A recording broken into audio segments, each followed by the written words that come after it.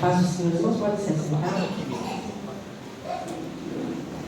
Vou dar uma breve revisada, mas antes eu quero ler aqui. Liga só um pouquinho, só enquanto eu ler aqui, eu estou sem óculos. É que em 2 Reis 23:7 diz assim, 23:6. Está falando sobre Josias, tá? Também tirou da casa do Senhor o ídolo do bosque, para fora de Jerusalém, até o ribeiro de Cedron, e o queimou junto ao ribeiro de Cedron, e o desfez em pó, e lançou o seu pó sobre as sepulturas dos filhos do povo.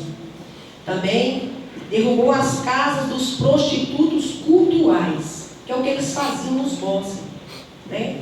Quando você lê o livro de 2 Reis, 1 Reis, você vai ver que o povo, ele edificava nos altos, adorava árvores e tudo. Por isso que eu trouxe isso aqui, porque é bem pertinente, quando a gente for falar ali sobre o carvalho de Jodim e tudo, aí você vai ver que não é uma coisa tão nova, né? Já aqui nessa época, eles já faziam isso.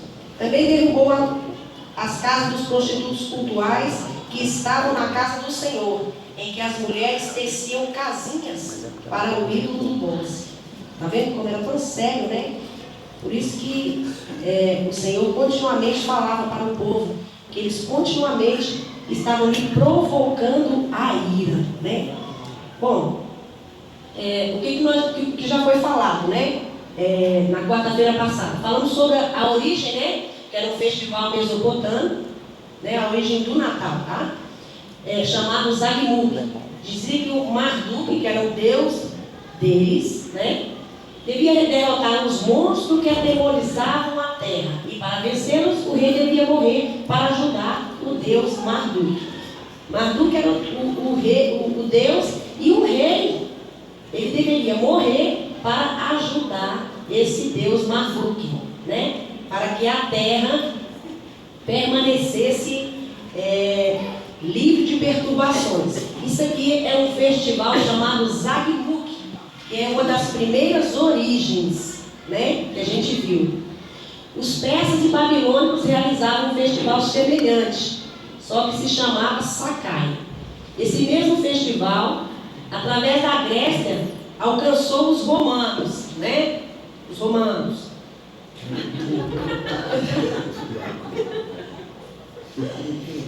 Essa festividade fica conhecida como o dia do nascimento do Deus invicto, pois acreditavam que no dia 25 de dezembro o sol se tornava fraco e pronto para recomeçar a crescer e trazer vida às coisas da terra, né? Eles adoravam o sol, né? Que a gente viu lá, aquele dia, aquela imagem e tal. Aí falamos sobre a virgem e o menino. Volta aí, só 2 slides, volta aí, só para me mostrar aqui o presépio. Eu dei uma passada muito rápida, eu falei, irmão, não vai dar tempo de falar, tá? Eu vou falar aqui por cima, tá? O presépio. Esse presépio aqui, ele é pagão. Por que ele é pagão? Porque ele estimula, as imagens dele estimulam a idolatria. Aí nós conhecemos ele como um presépio cristão, né? Mas se você observar bem, mostra o outro acho que está melhor, o anterior a esse. Que é que eu quero mostrar. Passa antes. Ou é depois? Porque tem 2. Isso, esse aqui. Tá vendo essas estrelas? Estrelas de 5 pontas, né? É a estrela satânica que usa no satanismo e tal. Não é a estrela de Davi, né? Ela faz parte desse presépio. Aí você vê aqui os 3 reis magos, né? Diante do presépio. E aqui você vê José, né? Maria e Jesus, né?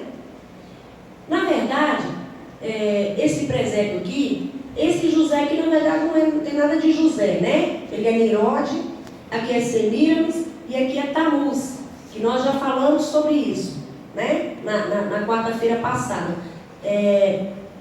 Quando eu for, acho que é dia 6, que eu vou dar uma aula aqui na escola dominical, que eu vou entrar bem nesse assunto sobre essa trindade satânica que se formou, né? Que é o pai, a mãe e o menino, né?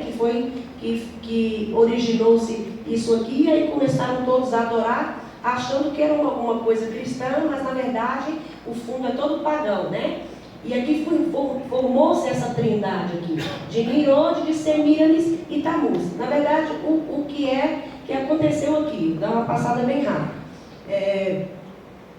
Nimrod era filho desta mulher Semíramis. Um casou com o outro, né? Aí tiveram um filho. Aí ele morreu, né? Morreu assim repentinamente, Nimrod. Aí a Semíramis, que tinha casado com o filho Nimrod, esse Nimrod é o que construiu a Torre de Babel, tá? Foi o primeiro homem, também chamado de Baal, foi o primeiro homem que afrontou Deus cara a cara, né? Que se opôs a Deus cara a cara. Antigamente na televisão, acho que era na abertura do Fantástico, tinha um homem que ele andava para o céu assim, jogava uma flecha no céu. Não sei, quem é mais das antigas que lembra disso? Uma pessoa. Não era nascido não, né? Era numa abertura, acho que era do Fantástico. Aí aparecia um homem, e ele pegava uma flecha assim, aquele lá era Nimrod. Ali ele está desafiando Deus, porque ele ficou muito bravo quando a terra pós-diluviana, né? O mundo tinha acabado, né? Por causa do dilúvio, tal. Ficou só a família de Noé, que a gente está estudando sobre isso. E aí ele conclamou aquele povo, não quiseram obedecer ao Senhor, e disseram que era para se espalhar, né? Aí ele se juntou em total afronta a Deus e começou a construir a arca. E ele falava para os seguidores dele lá que se porventura Deus resolvesse novamente acabar com o mundo com água, eles não morreriam, porque a torre ia chegar aos céus. Aí, quando você vai olhar a Bíblia, aí Deus está lá. Aí vê ele construindo, né? Aí fala: eia, desçamos para ver a torre. Uma total zombaria mesmo. Deus estava zombando mesmo dele, porque quem é ele para desafiar Deus?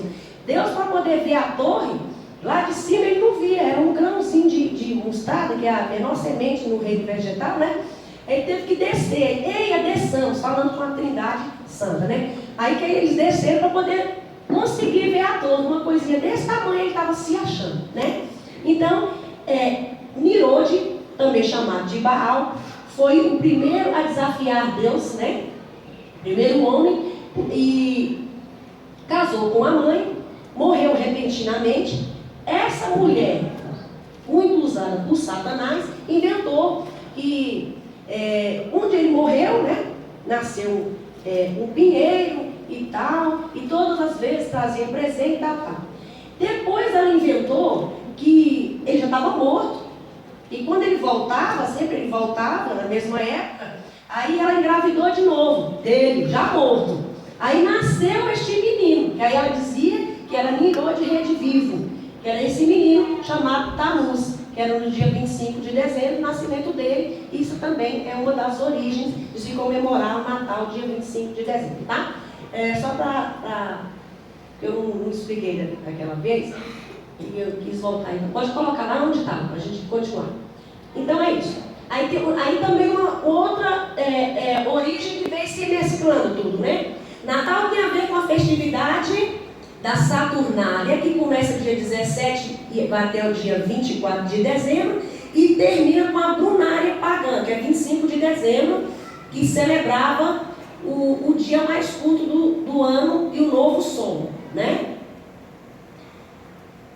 Essas festividades pagãs, acompanhadas de Bendito e uns dias nós já falamos sobre isso. Com certeza, nosso Senhor não nasceu em 25 de dezembro, que a gente já até explicou aqui, o calendário judaico e o nosso, né? E provamos aqui que ele não nasceu em 25 de dezembro, foi gerado nessa época. A data exata do nascimento de Jesus é inteiramente desconhecida. O mais plausível é que tenha sido no começo do outono, provavelmente em setembro, aproximadamente 6 meses depois da Páscoa, né? O Natal é, portanto, a mesma velha festividade pagã de adoração ao sol.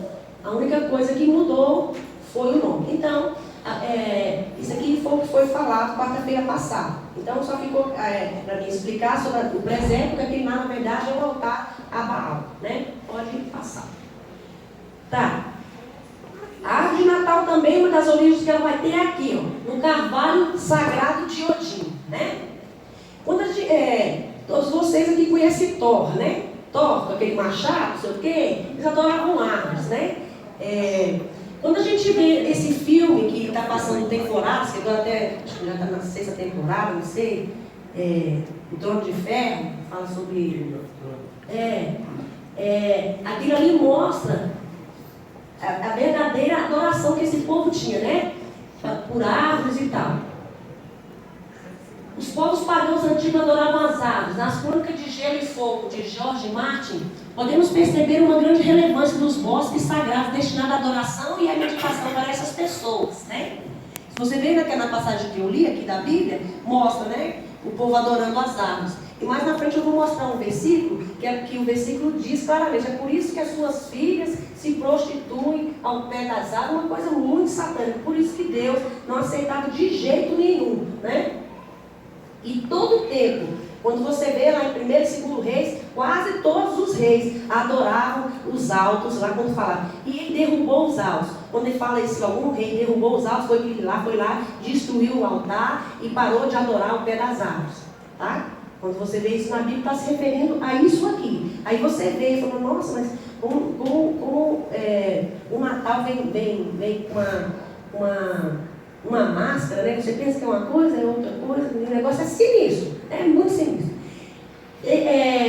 Os 7 reinos são uma grande adaptação das características religiosas e culturais época dos países escandinavos, né? Que está fazendo muito sucesso, Game of Thrones, não sei se alguém aqui assiste e acompanha. Eles são os responsáveis pela árvore de Natal, do século XXI, baseado nos contos de sua mitologia chamada de A Criação. Vamos ver. Nessa árvore fundamental, Yggdrasil, deve ser isso o nome, diz a lenda que o próprio Odin esteve pendurado durante 9 longas noites, com uma lança atravessada em seu peito, para que pudesse compreender o significado das runas, que é o alfabeto nórdico, que rege e governa a vida dos deuses e dos homens. Quando seu martírio terminou, Odin havia se tornado definitivamente o mais poderoso e mais sábio dos deuses, tendo o poder de curar doenças e derrotar os inimigos com sua poderosa lança. Yggdrasil é o centro do mundo, que é a árvore, né? E enquanto suas raízes continuarem a suportar o peso de seu prodigioso tronco e seus ramos infinitos, o mundo estará firme e a vida será soberana, sob os auspícios de Odin, Senhor dos deuses. Isso aqui é as melhores histórias da mitologia nórdica, né, que foi tirado de lá. Criação, páginas 7 e 8, Francine Carmen Sagan Freire. Pode passar. Olha aí, né? Thor, né? Nessa época, né, desse desenho a gente vê bem claramente a adoração que esse povo tem, né? Conhece bem, né?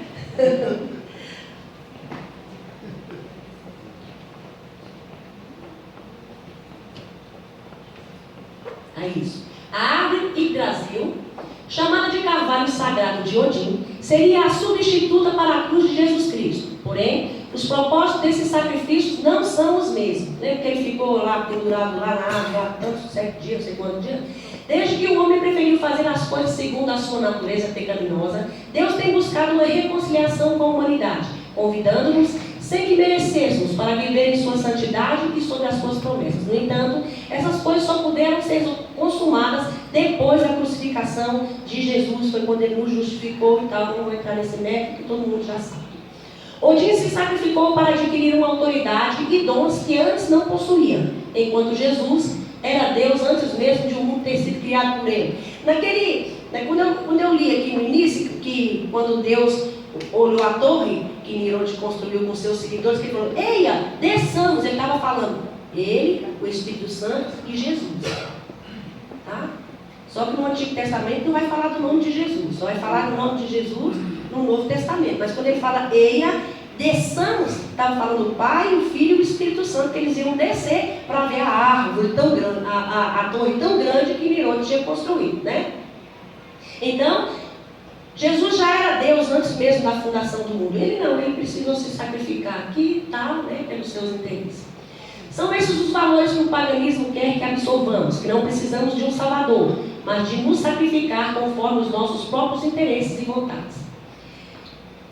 Assustadoramente, muitas pessoas têm vivido da maneira que essas religiões propõem. Os rituais sagrados de Odin envolviam a ornamentação de uma árvore, com efeitos luminosos, para representar a luz solar em adoração ao Deus Sol. Você vê que, independente do nome, que se tenha, ou carvalho de Odin, ou saturnário, ou brunário, ou o que for, sempre vai se adorar ao sol. Você não vê em momento nenhum falar em Jesus, né? Se adora o sol. Essa árvore é símbolo da Yggdrasil, chamada de árvore da vida e de árvore do mundo, mediante a influência desses povos pagãos. A Bíblia traz uma série de advertências explícitas sobre a adoração às árvores. Foi aquele que eu li no início. Pode passar. O povo de Deus é proibido de montar e enfeitar árvores. Não tem um jeito de negociar isso aqui. É proibido mesmo e acabou. Deus não aceita. Ouvi a palavra que o Senhor vos fala a vós, ó casa de Israel. Assim diz o Senhor: não aprendais o caminho dos pagãos. Isso aqui está em Jeremias 10, tá? 1:6. Não aprendais o caminho dos pagãos, nem vos espanteis dos sinais dos céus, porque com eles se atemorizam as nações. Porque os costumes dos povos são vaidade.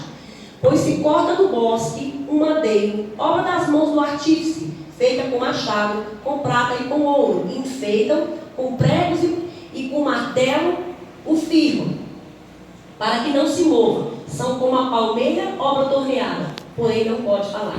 Certamente são levados porque não podem andar, né? Não tenhais receio deles, pois não pode fazer mal, nem tampouco tem poder de fazer bem. Ninguém há semelhante a ti, ó Senhor. Tu és grande, grande é o teu nome, e o teu nome tem poder, né? Aqui só faltou ele falar árvore de Natal.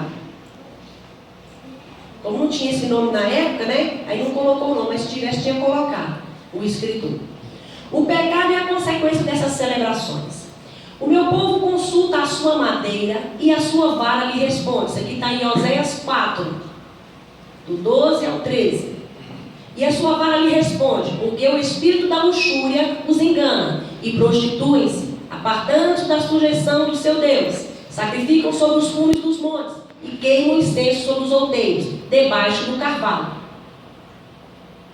e do álamo, e do almeiro, porque é boa a sua obra. Por isso, vossas filhas se prostituem, e as vossas noras adulteram. É forte isso aqui, né? Por isso, vossas filhas se prostituem, e as vossas noras adulteram. Mudaram a verdade de Deus em mentira. Começaram a adorar ídolos. Aí quer mulheres de comportamento ilibado? Impossível, né? A gente sabe que todo o paganismo, o final dele só é orgia. Orgias sexuais exatas. As nações de Israel foram ordenadas a destruir o paganismo da época. Totalmente destruirei todos os lugares onde as nações que possuíveis serviam a seus deuses, sobre as altas montanhas e sobre os outeiros e debaixo de toda a árvore frondosa. E os derrubareis os seus altares, e quebrarei as suas estátuas, e os seus bosques queimareis a fogo, e destruireis as imagens esculpidas dos seus deuses, e apagareis o seu nome daquele lugar. Em Deuteronômio 12. O povo de Israel, eles iam conquistando terras, conquistando povos, ia pegando a idolatria e ia trazendo para si e começava a fazer em vez de destruir. E muitos reis fez isso. Em vez de ele destruir os altos, não, ele edificava mais ainda. Se tinha que plantar, ele plantava mais árvores e começava a adorar no pé das árvores, fazer todo tipo de orgia, todo tipo de sacrifício humano, todo tipo de aberração, de abominação, que o Senhor odeia, que o Senhor tem ira. O Senhor odeia? Odeia. Eu vou provar para você que ele odeia. Daqui a pouco eu vou mostrar aqui o versículo que fala que ele odeia. E o Senhor constantemente diz, e continua a me provocar a ira. A ira. Pode passar. Deus separa a sua santa adoração da idolatria pagã. Não plantará nenhuma árvore junto ao altar do Senhor teu Deus, que fizeres para ti. Nem levantarás imagem a qual o Senhor teu Deus odeia. O Senhor odeia? Odeia, irmãos. Ele odeia. Ele se ira também. Bíblia Sagrada, Almeida e Corrigida e Revisada Fiel, Deuteronômio 16, 21, 22. Apesar de todos esses mandamentos estarem no Antigo Testamento, foi apenas após a morte de Jesus Cristo que o equinócio de inverno ganhou uma conotação cristã, quando decidiram substituir esses rituais pela adoração do nascimento do Messias através da árvore. Essa intenção não tornou essa prática menos pecaminosa, só mudou de nome e mudou a face. Mas os demônios são os mesmos. Você está adorando a Baal. A adoração da árvore não promovia o encontro de Jesus Cristo com o indivíduo, mas um capricho aos pagãos, que não queria abdicar a idolatria das imagens em prol da verdadeira adoração. Não queria deixar as imagens. Muitas vezes quando a gente gosta muito do negócio, a gente sabe que o negócio não é bom, Deus não quer, mas a gente fica agarrado, né? São os pecadinhos que a gente guarda dentro do coração, e aí muitas vezes Deus não nos abençoa por causa dessas lacunas obscuras dentro do coração. Deus não aceita, ou é tudo dele, ele não quer 99%, ele quer 100%. Porquanto, tendo conhecido a Deus, não o glorificaram como Deus, nem lhe deram graças. Antes, em seus discursos se desvaneceram, e o seu coração insensato se obscureceu. Dizendo-se sábios, tornaram-se loucos, e mudaram a glória do Deus incorruptível em semelhança da imagem de homem corruptível, e de aves, e de quadrúpedes, e de répteis. Né? Aí a gente vê lá no Egito, né? Aqueles deuses, um com cara de ave, com cara de boi, com cara disso, com cara daquilo, né? Por isso também Deus os entregou às concupiscências de seus corações, a imundícia, para desonrar seus corpos entre si. Por isso as suas filhas e as suas noras se prostituem. Pois mudaram a verdade de Deus em mentira, e honraram e serviram mais a criatura do que o Criador, que é bendito eternamente. Amém. Romanos 1, 21, 25 é onde está essa passagem, pode passar. Eu quis falar sobre isso aí, porque eu achei muito pertinente, né? Para não ficar faltando esse carvalho de Odin, que depois se transformou, veio mudando, e aí está a árvore de Natal e aquele negócio que eu nunca sei o nome, como é que é o nome daquele negócio? Obelisco, né? O obelisco da atualidade. Os altos dos bosques do Antigo, primeiro e segunda Reis do Antigo Testamento. Os enfeites natalinos. Uma bolinha, uma coisa mais bonitinha e tal. O que ela representa? As bolas e estrelas que enfeitam a árvore de Natal representam as primitivas pedras, maçãs ou outros elementos que no passado enfeitavam o carvalho precursor da atual árvore de Natal. Aí você vai falar, mas naquela época não existia isso aqui. Mas eles faziam de ovo de galinha, enfeitavam e começavam a pendurar, né? Quando a gente era muito pobre, minha mãe não era evangélica, ela botava a gente para fazer umas árvores velhas de algodão e fazia as bolas de ovo de galinha, tirava o ovo, fazia um buraquinho assim, tirava o ovo de dentro, pintava de tudo quanto é coisa e pendurava naquela coisa.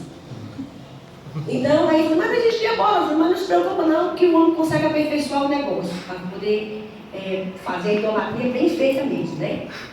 Cada um desses enfeites tem em si um significado. Tem também as ferraduras, são um clássico amuleto que atrai a boa sorte. Muitos têm agora, tem as ferradurazinhas, né? A gente vai nessas lojas por aí, a gente vê todo tipo, né? Tem ferradura, sininho, bolinha, não sei o quê, todo tipo. Pode passar. As pinhas, né? Aqui, essas pinhas, ó. Tem essas, tem uma outra mais robusta, né? Uma grande assim, né? Que dá muito nos não, ele tem muito, uma árvore lá cheia, né? Tem umas pinhas grandes. Se utiliza como símbolo da imortalidade e os sininhos como mostra do júbilo natalino. Toca-se os sinos, né, tal. Mas vai adorar Baal. As maçãs e as bolas de cores, sua mais tradicional variante, desenvolvida pelos sopradores de vidro da Boêmia do século XVIII, são signos que atraem a abundância, né? Crente não adora o signo, ele adora a quem fez as estrelas, né? Ele não vai adorar uma estrela que já morreu não sei quantos mil anos, que está chegando para nós, com apenas a luminosidade dela, mas que ela já até se apagou. E a gente não adora isso, não segue signo, não lê horóscopo, nada disso, né? Crente não faz isso. Velas ou luzes. O uso de velas é um ritual pagão dedicado aos deuses ancestrais. Por que vela acesa? Porque vai remeter ao sol, né? Que é a adoração ao sol invicto, né? A vela acendida está fazendo renascer o ritual dos solstícios, mantendo vivo o Deus Sol. No dia 25, quando ele renascia, né? Não tem nenhuma relação com o candelabro judaico ou menorá, nada a ver, tá? Mais recentemente, em lugar das velas, passou-se a adotar velas elétricas, velas a pilha, finalmente as luzes. O sentido é o mesmo, vai sempre se remeter ao sol, à adoração, ao Deus Sol, a Baal. Pode passar. A coroa de azeite guirlanda, aquela que eu trouxe aqui, joguei fora, que orou, Jesus perdoou, né? Por isso que o Senhor constantemente nos fala: deixai todo pecado, deixai toda a influência do pecado. Quem confessa e deixa alcança misericórdia. Quem encobre nunca prosperará. Então, se você tem alguma coisa, confessa e deixa para você prosperar. Nunca encubra, senão você não prospera. Às vezes conhecida, aí você vai falar: não, eu vou passar uma vergonha danada. Melhor você passar uma vergonha do que nunca prosperar. Viver uma vida de miséria mendigando, né? Às vezes conhecida por coroa de Natal ou guirlanda, são memoriais de consagração. Em grego é Stefano. Não sei se é assim, não sei grego. Em latim, corona. Podem ser entendidas como enfeites, oferendas, ofertas para funerais, celebração memorial aos deuses, celebração memorial à vitalidade do mundo vegetal, celebração das vítimas que eram sacrificadas aos deuses pagãos, né? Aos pés das árvores, né? Aí fazia essas guirlandas e tal. Celebração dos esportes. Lembra que eles colocavam aquele negocinho na cabeça assim, né? O vitorioso colocava um negócio desse na cabeça. Significa um adorno de chamamento. A guirlanda, tá? Cada uma mais linda do que a outra. Você chega nas fotos, cada uma mais linda que a outra. Olha para aquele negócio agora, não tem nojo aqui. E, consequentemente, são portas de entrada de deuses, de demônios, né? Razão pela qual, em geral, se colocam as guirlandas nas portas. Você não vai achar uma guirlanda dentro da casa, sempre na porta, né? Inconscientemente, quando a gente não sabia, a gente colocava e estava falando com o demônio: ele pode entrar, que a porta está aberta. E ele entrava mesmo, sem convite, ele já entra convidando. A maior parte dos deuses pagãos do Egito aparece sempre com a guirlanda na cabeça, né? A Bíblia não faz qualquer menção de uso de guirlanda no nascimento de Jesus. Só existe uma guirlanda na Bíblia, e esta foi feita por Roma para colocar na cabeça de Jesus no dia da sua morte. Essa guirlanda de espinho é símbolo de escárnio, né? A estrela da festa pagã, Papai Noel. Sinistro é isso aqui, né? Isso aqui é sinistro, né? Quando o mito do Papai Noel versus a realidade de Jesus Cristo. Quando comparamos atentamente o mito do Papai Noel com a história bíblica real de Jesus Cristo, vemos a realidade chocante que Satanás suplantou Jesus Cristo na vida de muitas pessoas. Tomou o lugar. Satanás, através do Papai Noel, tomou o lugar de Jesus Cristo na vida de muitas pessoas. Crianças, jovens e adultos e velhos e anciãos, né? De todos. Os autores da Nova Era afirmam repetidamente que o chefe supremo do Logos planetário, o principal líder dele, chama-se Sanat Kumara. Acho que tem até um desenho que fala sobre isso, lembrei agora, mas eu não me lembro o nome. O espírito guia da autora da Nova Era, Alice Bailey, define Sanat Kumara como a vida e a inteligência reveladora que está no nosso planeta. Isso aqui é um livro onde foi tirado, tá? Mais tarde, Sanat Kumara é identificado por outro título, o Senhor do Mundo. O mesmo livro, página 735. Logicamente, esse é o sinônimo de um dos títulos bíblicos de Satanás. Em João 21:31, 14:30, 16:11, Jesus chamou Satanás de príncipe deste mundo. Assim, não pode haver dúvida que Sanat, o líder supremo, a quem os aderentes da Nova Era chamam de Senhor do mundo, eles mesmos que chamam. Se ele é Senhor do mundo, né? Quem ele é? A Bíblia diz aqui: príncipe deste mundo. Quem é? Satanás, né? Assim não pode haver dúvida que Sanat, o líder supremo, a quem os aderentes da Nova Era chamam de Senhor do mundo, não é ninguém menos que Satanás. Velho conhecido nosso, né? Chamado por Jesus de príncipe deste mundo. Sanat é simplesmente uma transliteração do nome Satã. Portanto, Sanat e Satanás não pode haver dúvida. Especialmente quando você percebe que o plano para produzir a nova ordem mundial de Sanat é idêntico à descrição bíblica sobre como Satanás vai atuar no fim dos tempos. Aqui não vou entrar no negócio de fim dos tempos, senão é mais 5 aulas. Outra transliteração da palavra Satã. Em inglês, o nome é Santa Claus, né? A gente conhece, né? Papai Noel, Santa Claus, sei o quê, um nome bonitinho, não sei nem o que significa, mas agora a gente sabe. Em português, Papai Noel, passa aí. O mito do Papai Noel versus a realidade de Jesus Cristo. Antes que você reaja, sem pensar, separe alguns minutos para ler essa comparação entre os ensinos bíblicos de Jesus e os ensinos místicos do Papai Noel. Muitos pastores lamentam o fato de que o Papai Noel substituiu Jesus Cristo no coração e na mente de muitas crianças e adultos do nosso país atualmente. Quando você fizer essa comparação, compreenderá que essa substituição no coração e na mente das pessoas não é acidental. Alguém? Usado tremendamente por Satanás, falou: vamos fazer aí um ensino aí, vamos tirar esse Jesus de dentro, vamos colocar para todos adorarem. E assim fizeram, né? E pegou as caras, foram lá na Bíblia, os miseráveis foram lá na Bíblia, vamos pegar na Bíblia os atributos dele e vamos colocar nesse que a gente vai criar. E deu certo. Verá que Satanás, o mestre das marionetes, está puxando as cordinhas do mundo, levando os adultos e as crianças para longe de Jesus Cristo e em direção ao Papai Noel, que é o epítome do amor ao mundo e a tudo que nele há. O velho tão bonzinho, mas ele é um amor, ele é muito bonzinho. Olha o rostinho dele, essa barba tão branca, tão bonzinho. Veja que incrível.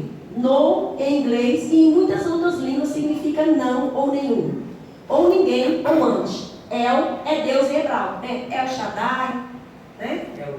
É o Elion. E há tantos outros lá. El. Por que ele pegou El? Por que ele não pegou Noá, não sei o quê? Não, ele teve que pegar El, porque El é o Deus de quem? Dos hebreus. É o Deus da Bíblia.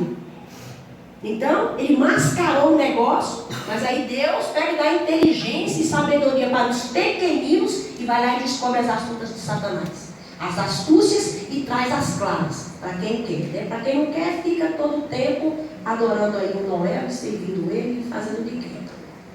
El é Deus em hebraico, o Deus dos judeus, o Deus dos hebreus, o Deus de Abraão, Isaac, Jacó e o nosso Deus.